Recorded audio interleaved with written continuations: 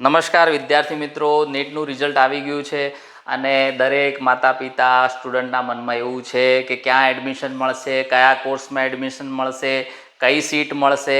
તો આગળ આપણે તમામ વિડીયોની અંદર ડિસ્કસ કરી ચૂક્યા છીએ. આપણે આગળ MBBSના બધી જ કોલેજોની વાત કરી નાખી છે કે government college, self finance college અને GMERS કોલેજની અંદર કયા સ્કોરમાં એડમિશન મળે એમ છે.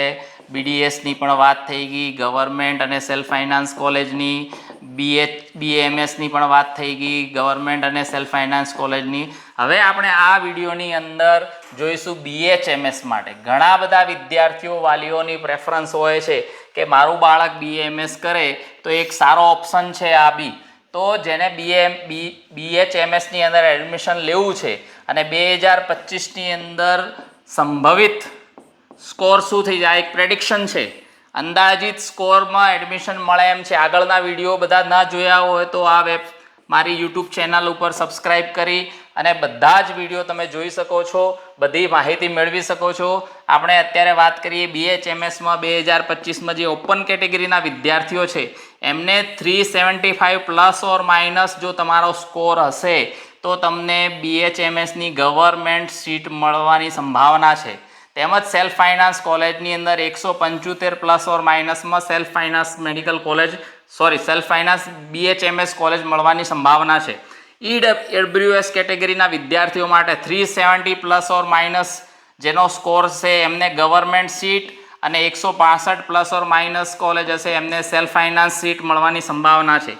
SCBC કેટેગરી એટલે OBC કેટેગરીના વિદ્યાર્થીઓ માટે 365 અથવા 355 અરાઉન્ડ આ જે કેટેગરીના વિદ્યાર્થીઓ છે એમને ગવર્મેન્ટ સીટ મળવાની સંભાવના છે. 150 પ્લસ ઓર માઇનસમાં સેલ્ફ ફાઇનાન્સ કોલેજ મળવાની સંભાવના છે. SC કેટેગરીની અંદર 275 અરાઉન્ડ જેનો સ્કોર હશે એ તમામ વિદ્યાર્થીઓને BHMS સીટ મળવાની સંભાવના છે.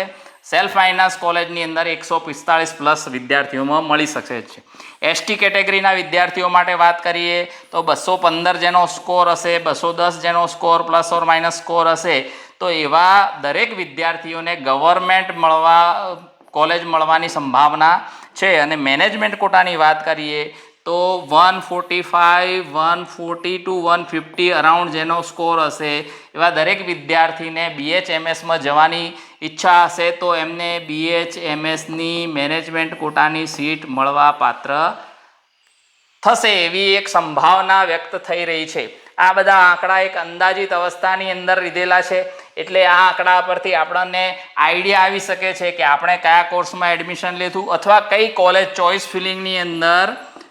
ફિલિંગની અંદર આપણે કઈ કોલેજ પહેલાં સિલેક્ટ કરવાની રહેશે એ આપણે આ આંકડા ઉપરથી, આ માહિતી ઉપરથી આપણને થોડું માર્ગદર્શન મળી એમ શકે છે.